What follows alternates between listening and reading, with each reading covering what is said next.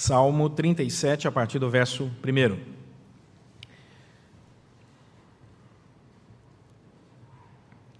O texto diz assim: Não te indignes por causa dos malfeitores, nem tenhas inveja dos que praticam a iniquidade, pois eles, dentro em breve, definharão como a relva e murcharão como a erva verde. Confia no Senhor e faze o bem. Habita na terra e alimenta-te da verdade. Agrada-te do Senhor, e Ele satisfará os desejos do teu coração. Entrega o teu caminho ao Senhor, confia nele, e o mais Ele fará. Fará sobressair a tua justiça como a luz, e o teu direito como o sol ao meio-dia. Descansa no Senhor e espera nele. Não te irrites por causa do homem que prospera em seu caminho, por causa do que leva a cabo os seus maus desígnios. Deixa a ira, abandona o furor, não te impacientes. Certamente, isso acabará mal, porque os malfeitores serão exterminados, mas os que esperam no Senhor possuirão a terra. Mais um pouco de tempo e já não existirá o ímpio.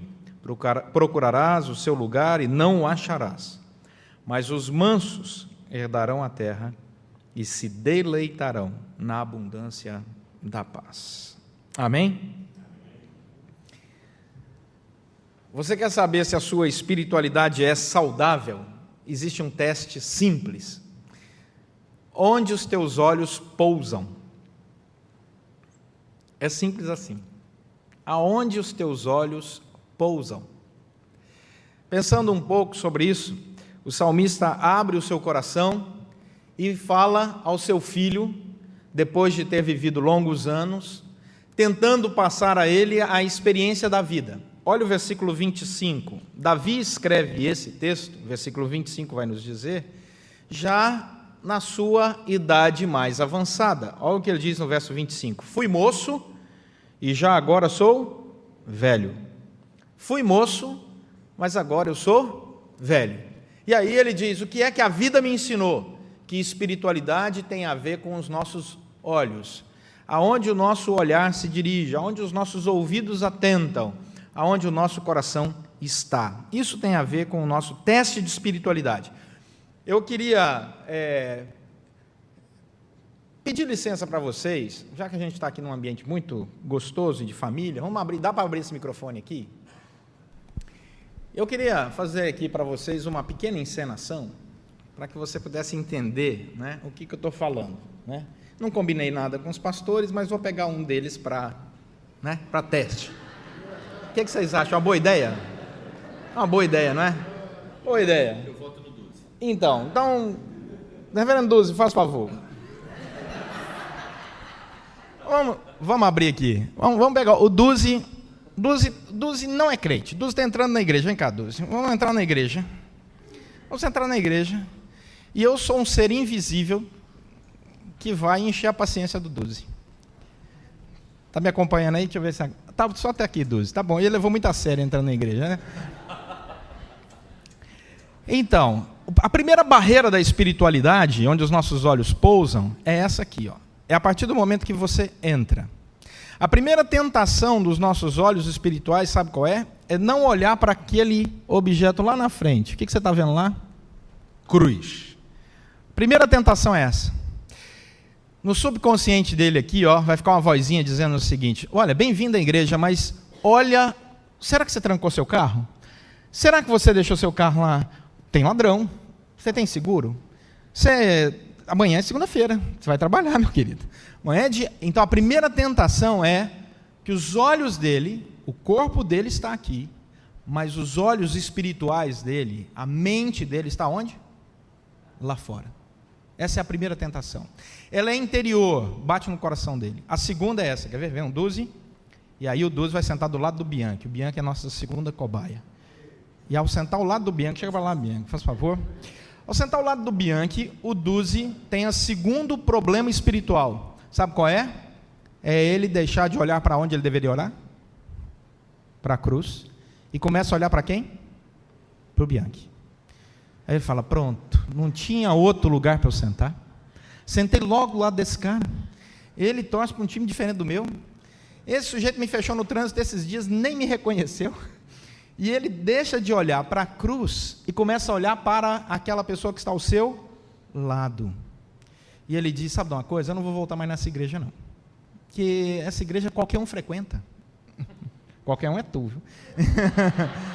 E assim, esse é a segunda barreira da espiritualidade dele. A terceira, vamos lá, 12. A terceira barreira da espiritualidade é o louvor. Ele pode deixar de olhar para a cruz para olhar para o louvor. E ele vai dizer assim: não gostei dessa música, não gostei desse compasso, não me agrada. Tadinho do Vaguinho.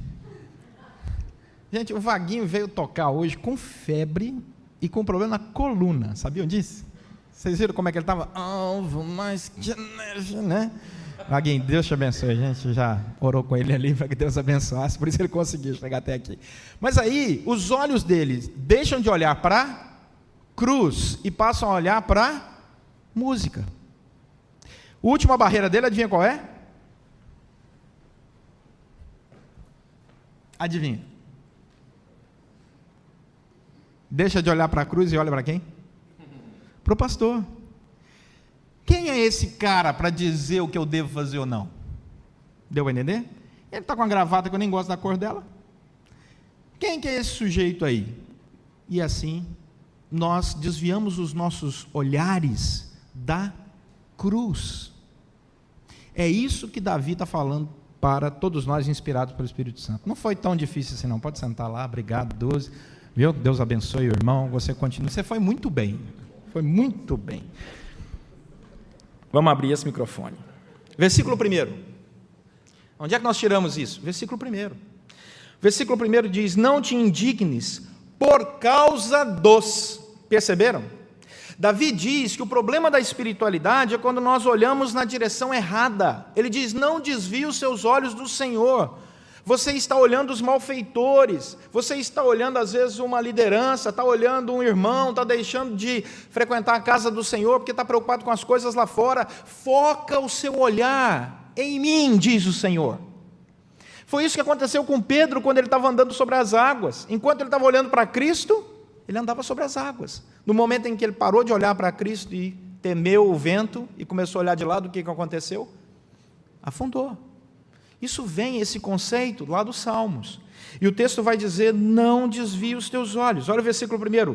Sabe por quê? Porque se você começa a olhar para os malfeitores, você começa a perceber que os malfeitores, eles prosperam no caminho deles. Olha o que diz o versículo 7. Não te irrites por causa do homem que prospera no seu caminho, porque ele leva a cabo, ele consegue realizar os seus maus desígnios. Se tem uma pessoa, diz a Bíblia, que é bem-sucedida nesse mundo, é o malfeitor. A Bíblia vai dizer isso. O malfeitor, ele é bem-sucedido, tudo dá certo. Malfeitor, ele tem um caminho largo, a porta é larga, e largo é o caminho. A Bíblia diz isso. Quem falou isso foi Jesus Cristo.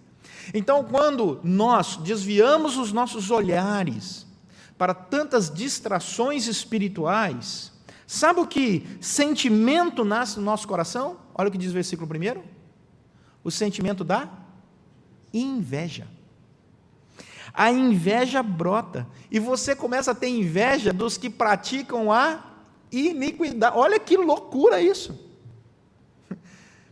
O conceito de inveja do Semerken, um autor, é a seguinte: eu tenho inveja toda vez que eu vou ao dentista e vejo alguém saindo da cadeira do dentista. Eu o invejo porque eu estou entrando. Tem um outro autor que diz que inveja é assim: eu desejo que todos os meus amigos possam crescer, mas que eles não cheguem tão alto. Que eles não cheguem tão alto. Eu desejo o bem para todo mundo, mas não é tanto bem assim também. Então essa inveja, ela começa a brotar no coração da pessoa. porque ela deixou de focar. Olha o que diz o versículo 8. Sabe o que acontece com quem deixa essas coisas acontecer, não percebe esta enfermidade da sua alma? Ele começa a ficar irado, ele começa a ficar cheio de furor, ele fica impaciente. Versículo 8 está dizendo isso. E todas essas palavras no hebraico são o mesmo verbo. O mesmo verbo, que é a palavra al-tithar. Essa palavra significa uma pessoa que começa com um sentimento pequenininho de indignação, isso vai tomando conta dela, e ela fica doente sem perceber. Doente sem perceber. Interessante isso. É uma coisa maligna mesmo. Ela perde a alegria, ela perde a paciência, ela perde o gosto pelas coisas que antes projetava ter e ser. Por isso, começa as negativas no hebraico. Versículo 1, não te indignes. Versículo 1, nem tenhas inveja. Tudo negativo. Versículo 7, né, não te irrites. O texto está dizendo, cuidado, cuidado, cuidado. João Calvino diz o seguinte, quando a prosperidade dos maus consegue irritar a nossa mente, imediatamente começamos a nutrir inveja da felicidade e tranquilidade dos maus. Nutrir inveja da felicidade e da tranquilidade dos maus. E isto é uma armadilha para a nossa espiritualidade. Desviamos os nossos olhos de Deus e começamos a olhar o próximo, seja ele uma pessoa muito má, ou mesmo um próximo que você gosta dele, né? Mas você deixa de ter aqueles sentimentos que são puros e belos, que vêm de Deus. Porque você começa a achar que determinada pessoa não tem o direito de ter o que ela tem, de usufruir o que ela usufrui. Isso é pecado, isso é uma armadilha espiritual. Davi então diz que nós devemos olhar para outra direção. Aí o versículo 3, e ele aponta agora o nosso olhar para cima. Olha o que diz o versículo 3, se eu não quero viver assim, se essa não é a minha agenda, qual deve ser? Versículo 3, confia no Senhor e faze o bem.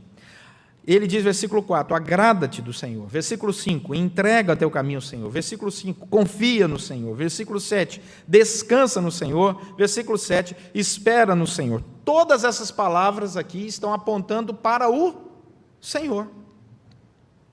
Ele não diz assim, confia em ti mesmo. Confia na sua capacidade intelectual. Confia na sua força de argumentação. Confie no fato de que você tem uma educação boa. Confia no fato de que você já venceu tantas dificuldades na sua vida. Ele não diz no versículo 4, agrada-te a você mesmo, busque o entretenimento a todo custo, construa uma agenda de felicidade plena para você mesmo, agrade a você mesmo, olhe todos os dias de manhã no espelho e diga assim, hoje eu vou me fazer feliz. Ele não diz isso. Olha o que diz o versículo 5, entrega o seu caminho para você mesmo, confiando em você mesmo, nas qualidades que você tem. Versículo 7, descansa em você mesmo, na sua segurança. É isso que o texto diz? Não. O texto todo aponta para o Senhor. Você tem que confiar no Senhor, agradar no Senhor, você tem que entregar o seu caminho ao Senhor, você tem que descansar no Senhor e você tem que esperar no Senhor. Ele é minha esperança, Ele é minha segurança, Ele é o meu auxílio, Ele é meu socorro, Ele é meu refúgio, Ele é minha capacitação, Ele é o meu provedor, Ele é o Jeová Jiré, Ele é Deus. E esse é o relacionamento que Ele ama ter conosco. E essas palavras todas são muito lindas, porque ela tem a ver com uma relação de amizade. As palavras aqui são muito bonitas. O versículo 3, a palavra confiar é a palavra hebraica batá. Essa palavra aparece como alguém que entendeu aquilo que Deus fez por ele e entendeu que Deus o chamou para um relacionamento. Quer ver? Vamos em 2 Reis, capítulo 18, versos 5 e 6. Essa palavra no hebraico aparece lá. 2 Reis, capítulo 18, versos 5 e 6. 2 Reis 18, versos 5 e 6. O texto vai dizer que alguém confiou no Senhor. É a mesma palavra no hebraico. 2 Reis 18, 5 e 6. Confiou no Senhor, Deus de Israel, De maneira que, olha, vamos entender a maneira. Depois dele não houve seu semelhante entre todos os reis de Judá, nem entre os que foram antes dele. A pergunta é por quê? Por que o texto diz que ele confiou tanto no Senhor?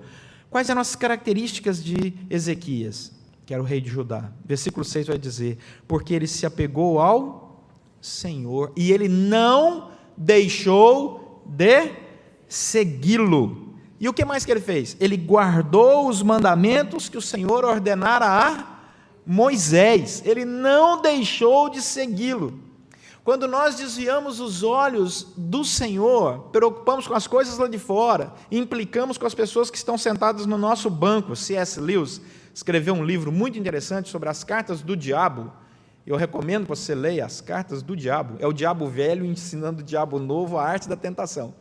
E aí o diabo velho escreve o diabo novo e diz assim, olha, eu sei que agora, né, a pessoa que você tinha que cuidar dela, ela agora se tornou um cristão. Não se preocupe, faça com que ela, ao sentar no banco, olhe ao redor para as pessoas que ele conhece e que são pessoas não muito boas, e ele desvie o olhar de Deus, porque aqui no inferno temos muitos que já passaram pelos bancos da igreja e que caíram nessa armadilha nossa. Ela funciona. É fantástico esse livro, tá? C.S. Lewis escreve, e é muito bom, como diz o Dr. John Stott, tem gente que tem mais intimidade com o diabo do que a gente, né? Uma brincadeira do Stott, não é o caso do Lewis, com certeza. Então, quando nós olhamos para essa realidade de relacionamento, a palavra batar aparece, confiança. Eu confio porque conheço, eu conheço e confio, e eu me relaciono com esse Deus. Versículo 4, agrada-te ser sensível àquilo que Deus quer fazer. Olha, volta lá para Salmo 37, 4. Agrada-te do Senhor, e Ele satisfará os desejos do teu coração. Todo mundo sabe esse versículo de cor, amém? Ou não? Agrada-te do Senhor e Ele satisfará os desejos do teu coração. Um texto lindo, bom, tem que ser decorado mesmo, e busca ele o tempo inteiro. Mas sabe o que significa a palavra agrada-te? Anag. Anag é uma palavra muito interessante no hebraico. Ela dá a ideia de delicadeza. É uma palavra relacionada ao zelo, ao cuidado. Quer ver uma coisa? Deuteronômio 28, 56, essa palavra aparece em Deuteronômio 28, 56.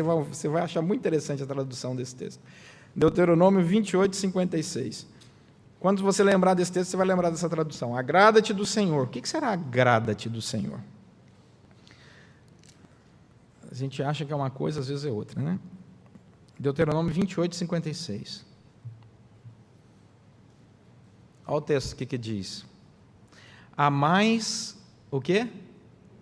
Mimosa das mulheres. Olha que interessante. A mais mimosa das mulheres e a mais delicada do teu meio, que de mimo e delicadeza não tentaria pôr a planta do pé sobre a terra, será mesquinha para com o marido do seu amor e para com seu filho, para com a sua filha. Olha que coisa terrível. Essa mulher mudou, hein, depois do casamento, né?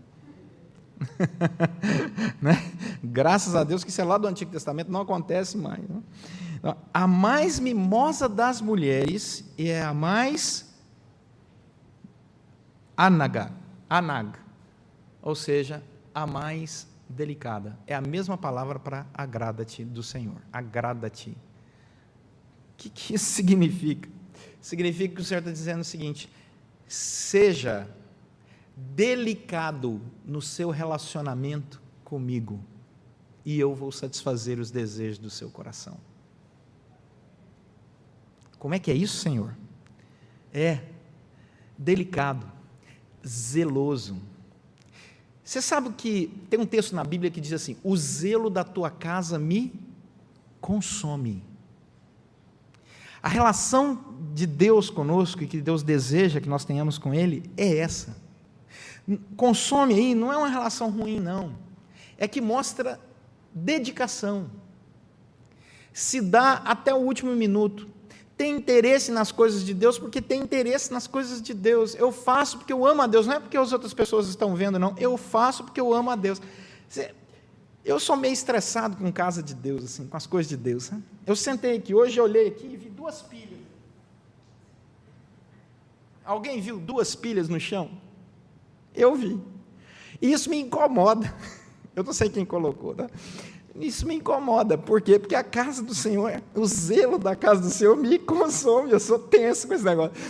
Porque tudo para Deus tem que estar funcionando. Você entende? Tem que achar o melhor horário para devocional. Não é o horário que eu estou com sono, não. É o melhor horário, que eu estou mais disposto. Tem que achar o horário que você fala com Deus com a mente leve. Isso é anaga, é agradar o Senhor. Agradar o Senhor é dizer assim: Deus, o que eu tenho de melhor é para o Senhor. A minha primazia de vida é para Ti. Eu não vou me relacionar com o Senhor com resto. O Senhor não merece resto. O Senhor merece o que há de melhor. Isso é o que a Bíblia nos ensina de delicadeza. É mimo. É mimo. É quando seu marido compra aquelas flores bonitas, não é de promoção toda queimadinha, não. É quando ele acorda cedo, vai lá e compra pão quente, não é pão amanhecido, não. Ele se acorda em pão quente sobre a mesa. Isto é anaga. Isto é agradar. Deu para entender? Pergunto, meus irmãos, será que os nossos olhares estão nessa direção? Na nossa relação direta com Deus? Agradar o Senhor assim? Porque se fizermos isso, olha o resultado do versículo 4, ele fará o quê? Satisfará os desejos do nosso coração. Tem gente que não quer ter essa relação com Deus, acha que essa relação com Deus é doentia, acha que essa relação com Deus é legalista, não entendeu nada sobre amor, carinho com Deus, e aí quer que o Senhor satisfaça os desejos do coração dele. Deus vai lá: não, peraí, você me traz pão velho, duro, rosa queimada, né? Templo sujo, né? E o que você acha? Que eu vou aceitar a sua adoração? Não vou aceitar, não. Não vou aceitar, não. Por isso que o Senhor Jesus, Ele ensina a cuidarmos do nosso coração, porque o nosso coração tem que ser belo diante de Deus. Lá o profeta no Antigo Testamento já chamava atenção: esse povo com seus lábios me louvam, mas o seu coração está longe de mim. Porque quando o coração está perto, a gente quer o melhor para as pessoas. Quando o coração está perto de Deus, a gente oferece o melhor para Deus. E isso é uma relação que agrada ao Senhor. Versículo 5, entrega. É a palavra consagrar, de tal maneira que você pega algo que é muito precioso e rola na direção do outro. E entrega. Essa é a palavra usada para um verbo rolar mesmo. Entregar no sentido de está aqui, nas tuas mãos. Agora cuida, porque isso aqui é precioso demais. Então, quando o texto vai dizer entrega, no versículo 5, tem a ver com dar ao Senhor algo que é precioso. E a confiança vem nessa relação, de que eu sei que Ele pode guardar tudo aquilo que eu estou entregando para Ele. Daí o versículo 7, ao falar sobre descansa, é a palavra fique em silêncio, versículo 7. A palavra hebraica usada para ficar em silêncio. Vamos traduzir então? Fique em silêncio na presença do Senhor e espera nele. Silêncio na Bíblia é respeito. Silêncio na Bíblia é respeito. Por isso que a casa do Senhor é um lugar onde não pode haver confusão. Por isso que quando um ora, os outros se calam, porque o silêncio é sinal de respeito. Por isso, quando a gente prega, eu e você estamos ouvindo um pregador, por exemplo, nós nos aquietamos, porque isso é sinal de respeito. Eu me lembro que meu pai, quando tinha um Jornal Nacional lá em casa, né, ele assistia o Jornal Nacional, rapaz, você não podia nem espirrar. O Cid Moreira tinha moral naquela casa. Né? Boa noite. Pronto, calava a casa inteira. Né? Era a televisão Telefunken. Pesquisem no Google. Você ligava assim, clac. Aí inventaram o controle remoto com cabo. O negócio era chique. Quando chegou a televisão, controle remoto com cabo. Um negócio espetacular. Não precisava mais levantar para ir lá aumentar, né, a televisão. Outra coisa boa que inventaram era a televisão que ligava imediatamente, porque eu sou da época que você ligava a televisão e ficava esperando aquela luzinha branca fazer assim. Um silêncio total, Jornal Nacional, um silêncio total. Porque o que vai ser dito ali é importante para mim. Descansa no Senhor aquieta-te, diz o Salmo, aquieta-te, e sabei que eu sou Deus, sou poderoso e soberano sobre todas as coisas. Para, calma, faz silêncio na sua alma, e deixa que eu vou falar, e deixa que eu vou cuidar. É muito bonito isso. A alma perturbada, não é silenciosa, mas a alma que confia é. Por isso, ira, furor, impaciência, inveja, não compõem nossa agenda. O Senhor está dizendo para descansar, dar mimos, ser delicado na relação com Ele, ser zeloso nas coisas dEle, ser leve para com esse relacionamento espiritual, e o resultado vai ser bênção. Sabe por quê? Ele diz: espera, porque eu vou te alimentar. Olha o versículo 3, quando ele diz: habita na terra e alimenta-te da verdade, é no passivo, no hebraico. A tradução aqui no português não dá essa ideia, mas no hebraico é: eu estou te alimentando na verdade. Deus está dizendo, eu estou te alimentando na verdade. E essa terra que você está habitando, eu te dei. Então cuida dela. Não se preocupa com a terra do outro. Cuida da terra que eu te dei. E come o alimento que eu te dei. E aí você vai descansar. E você vai saber entregar. E você vai saber confiar. E aí eu vou satisfazer os desejos do seu coração. Calma. O incrédulo reclama contra Deus. O cristão, ele abre a sua boca para falar com Deus. É diferente. A relação de um é de juízo, a de outro é de bênção. Olha o versículo 2 e 10. Então, Davi nos ensina, em primeiro lugar, a não olharmos para os maus exemplos, para aquilo que pode distrair o nosso olhar espiritual. Ele nos ensina a olhar para cima. E depois, por último, ele nos ensina a olhar para o futuro. E ele encerra assim. Olha para o futuro. Olha para o futuro. Versículo 2. Porque em breve os ímpios definharão. Versículo 10. Porque em pouco tempo a justiça de Deus será manifestada. Então, descansa. Sabe por quê? Versículo 9. Porque os malfeitores serão exterminados, mas os que esperam no Senhor possuirão a terra. Qual é a conclusão dele? É o versículo 11. Os mansos herdarão a terra e se deleitarão na abundância da paz. Isso é uma promessa de Deus. Os mansos vão herdar a terra. Quem foi que disse isso? Quem foi que nos lembrou desse discurso? Jesus Cristo. Mateus capítulo 5.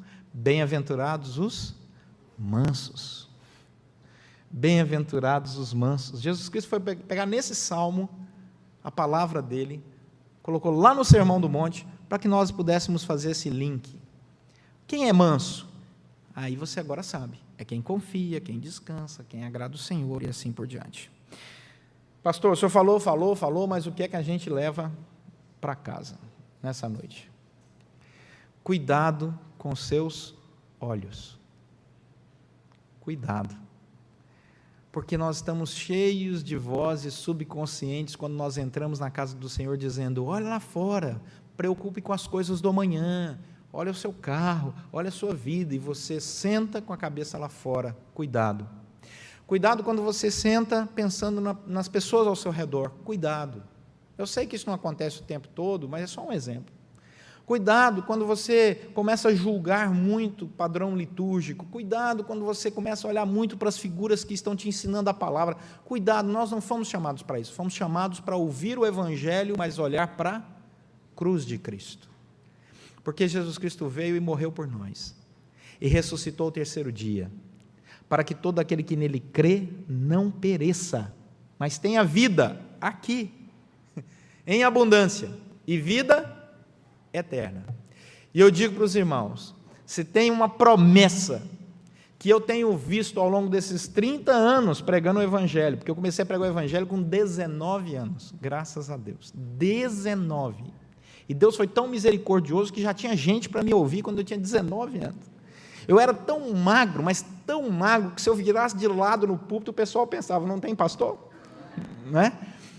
Mas já tinha gente ali sentada ouvindo o Evangelho, e eu com 19 anos pregando o Evangelho. E se tem uma coisa que eu posso dizer nesses 30 anos, meus irmãos, eu já vi esse versículo se cumprir milhares de vezes na vida de muita gente boa, que agradou-se no Senhor e Ele satisfez os desejos dos seus corações. É muito bonito isso, é muito bonito. Essa promessa é verdade, por aquilo que eu já vi, por aquilo que já vivi, e sei que você também, graças a Deus por isso. Leva isso para casa. Vamos fechar os nossos olhos e vamos orar.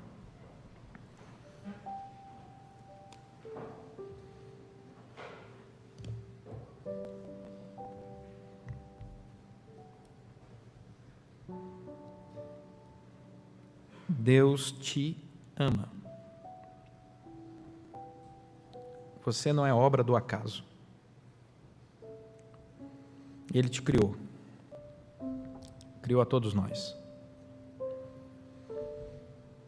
Ele não nos criou para andarmos ansiosos, preocupados, estressados.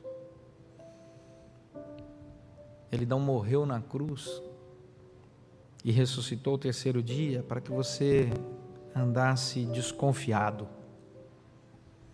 Mas Ele fez tudo isso para que a segurança do Espírito Santo inundasse o seu coração. Ele ouve sua oração agora e quando você estiver sozinho na sua casa. E Ele responde a sua oração, porque Ele é poderoso para fazer infinitamente mais do que pedimos ou pensamos. Faça um compromisso com Deus. Senhor, eu quero agradar ao Senhor. E quando os meus olhos se desviarem para qualquer lado, me ajuda, Senhor. Que o Teu Santo Espírito fale ao meu coração, dizendo assim: não é por aí que você deve olhar.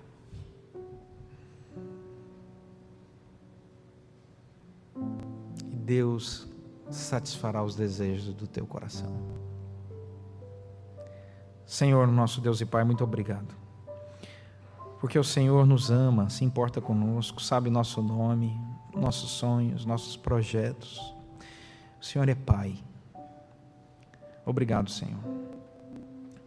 Pedimos ao Deus que o Senhor nos ajude. Quando os nossos olhos se desviarem, que o Senhor corrija os nossos olhos, pegue o nosso queixo, Senhor, e vira o nosso rosto para o lugar certo. E que possamos contemplar o tempo todo a presença de Jesus no nosso andar, no nosso falar, no nosso sentir. Ó Deus, que a alegria de Cristo inunde o nosso coração. E que tenhamos um coração tão grato, tão alegre, tão exultante, tão seguro em Ti, que possamos dedicar a Ti tudo aquilo que é belo, delicado, a primazia. Ai, Senhor, que o nosso relacionamento contigo seja assim bonito. Não um legalismo vazio, não a tradição fria, mas apenas um relacionamento de pai para filho, de pai para filha. Assim, tranquilo, leve. É o que pedimos. Agradecidos em nome de Jesus Cristo.